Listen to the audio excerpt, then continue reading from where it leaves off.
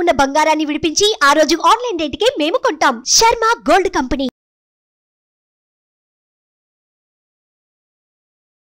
Hi hello welcome to our channel. ఈ రోజు మనతో పాటు ఉన్నారు జ్యోతిష్య వాస్తు పండితులు మాడుగుల శివప్రసాదరావు గురూజీ. నమస్కారం గురువు గారు.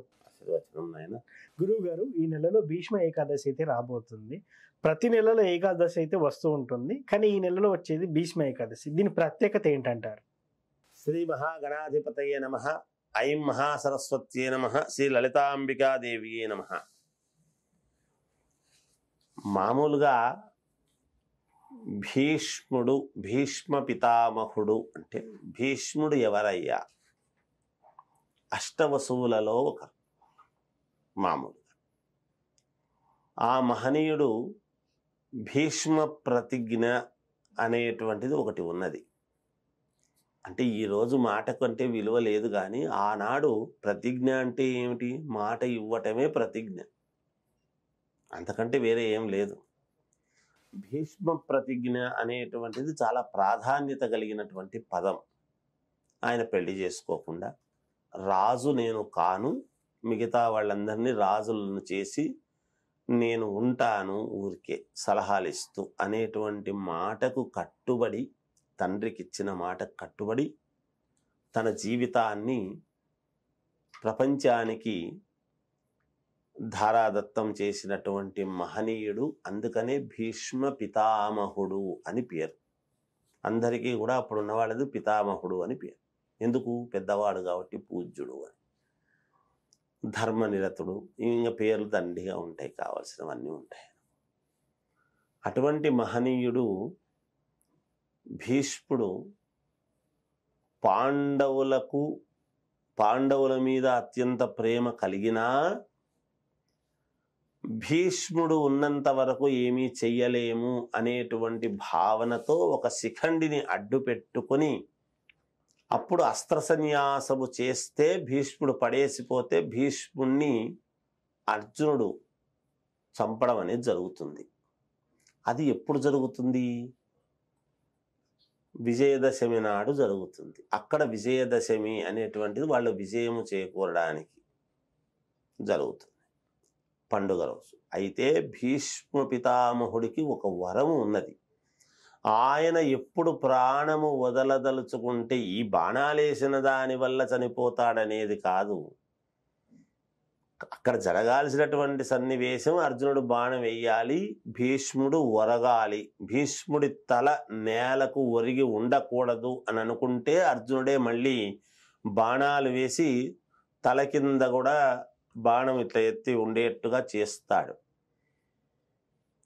అప్పుడు ఏదో నేను ఇలా గనక నువ్వు చేయకపోతే నేను శపించుండేవాణ్ణి, నువ్వు చేశావు నాయన, నా తలగడ పెట్టావు ఇట్లా కింద, అనుకూలం చేశావు అని. ఆయన ఉత్తరాయణ పుణ్యకాలము వచ్చేంత వరకు ఉండి ఉత్తరాయణ పుణ్యకాలంలో నేను ప్రాణాన్ని వదులుతాను అని అనుకున్నాడు ఆయన భీష్మ పితామహుడు. అంతవరకు అంపశయ్య మీద ఉన్నాడు. అంటే బాణాల యొక్క ఒక శయగా ఏర్పాటు చేస్తే బాణాలతో అర్జునుడు అక్కడ ఉన్నాడు.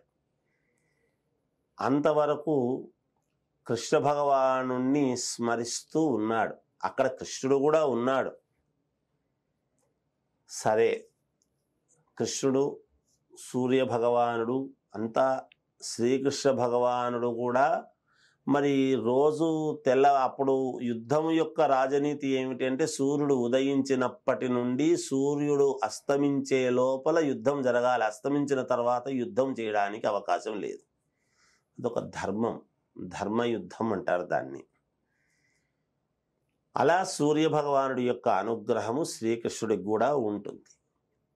ఇక్కడ ఏమవుతుంది? ఉత్తరాయణ పుణ్యకాలం అని మనం ఇప్పుడు ఏం చెప్పుకుంటున్నాము? రథసప్తమి అనేటువంటి రోజు. నిజానికి జనవరి మకర సంక్రాంతి అన్నప్పుడు ఉత్తరాయణం అనేటువంటిది వస్తుంది, కానీ సూర్య భగవానుడు పూర్తిగా తన రథాన్ని ఉత్తరం వైపు మళ్లించి మనకు ప్రయాణము చేయటము అనేటువంటిది రథసప్తమి నాడు మాత్రమే జరుగుతుంది. ఎప్పుడైతే రథసప్తమి నాడు ఇలా వచ్చి తిరగడం అనేటువంటిది ప్రారంభము చేసిందో ఎందుకు మనం దక్షిణం వైపు తలబెట్టుకొని ఉండాలి అని అంటున్నాము అంటే ఇలా ఉత్తరానికి చూసేటువంటి ఇది ఉండాలి మన దృష్టి.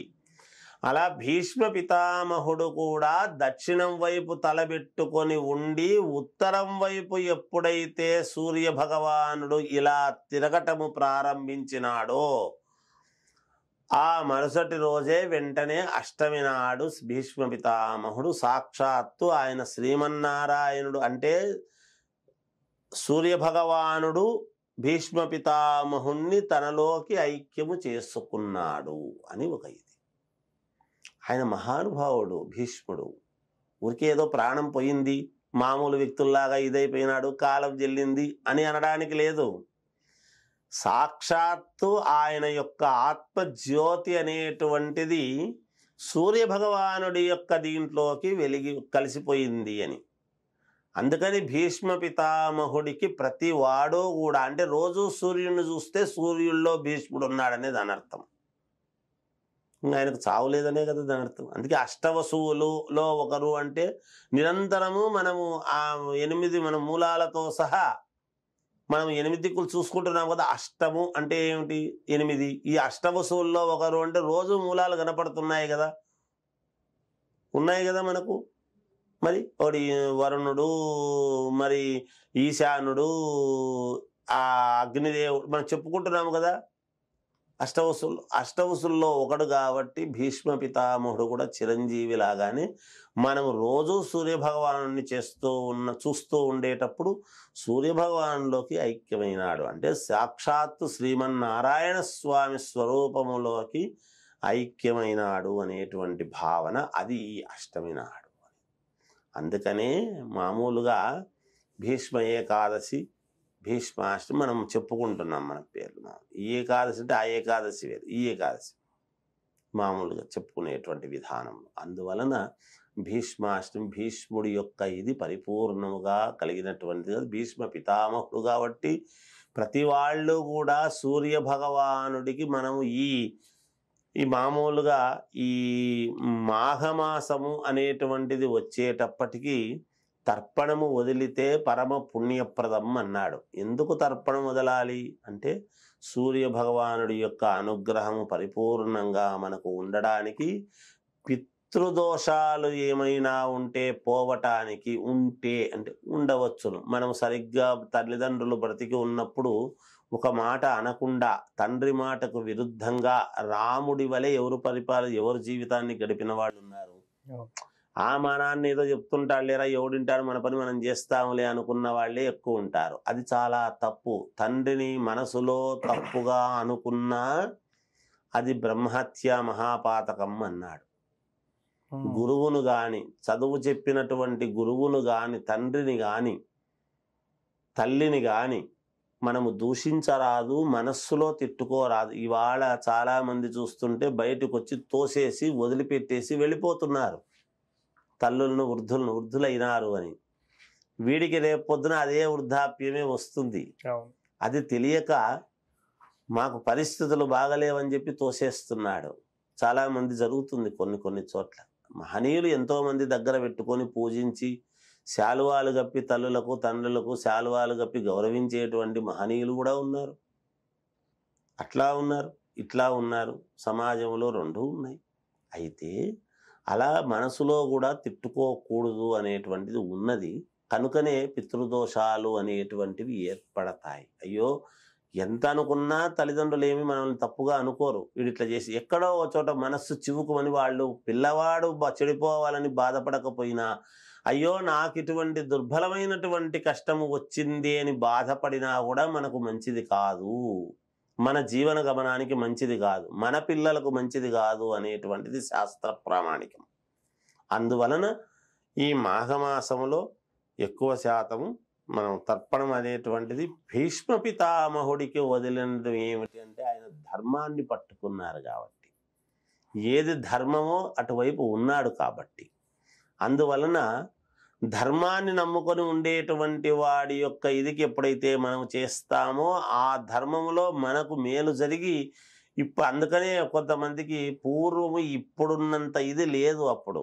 అందుకే ఇటువంటివి వచ్చినా ఏవి చేసినా దానికి అనుకూలముగా మనకు ఉండేటువంటి బాధలు పోవటము కానీ, వివాహాలు కావాల్సినటువంటి వాళ్లకు వివాహాలు కావటము, సంతానము కావాల్సినటువంటి వాళ్ళకు సంతానము కావటము. అంటే భీష్మ పితామహుడికి మనం ఏదో తర్పణం వదిలితే మనకు సంతానం కలగడం ఏమిటి? మనము కదా భార్యాభర్తలు ఇంట్లో కాపురం చేస్తే పిల్లలు పుడతారు, కానీ దేవుణ్ణి అనుకుంటే ఏమొస్తుంది అని కొంతమంది మూఢత్వముగా మాట్లాడతారు. అంటే భగవంతుడికి ధర్మ మార్గములో ఉండేటువంటి దానికి మనము ఏ కొంచెము ఉపయోగపడినా, ఒక నడిచి వెళ్ళేటువంటి వాడికి ఒక టార్చీ లైట్ లాగా ఒక వెలుగును చూపించినటువంటి విధానముగా కర్త కారయిత చేయవ ప్రేరకస్య అనుమోదక. అంటే మనం సత్యనారాయణ స్వామి వ్రతకథల్లో సత్యనారాయణ స్వామి వ్రతము చేసిన వాడికి ఎంత ఫలితమో, చేయించిన వాడికి వ్రతము చేస్తున్నప్పుడు చూసిన వాళ్లకు, ఆద్యంత పర్యంతం అక్కడ ఉన్న వాళ్లకు, ప్రసాదము తిన్నవాళ్లకు, వ్రతము చేసినారంట అన్న మాత్రాన్ని వినికిడి విన్నవాళ్లకు కూడా అంతే పుణ్యం వస్తుందని ఎప్పుడైతే చెప్పాడో,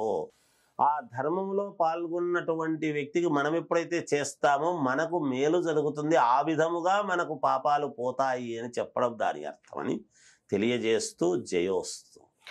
భీష్మ ఏకాదశి గురించి ఇంత చక్కగా వివరించారు గురువు గారు. Thank you. చూశారు కదా భీష్మ ఏకాదశి గురించి గురువు గారి మాటల్లో. ఇది వాటి కార్యక్రమం. మరో కార్యక్రమంలో మళ్ళీ కలుద్దాం. Thank you.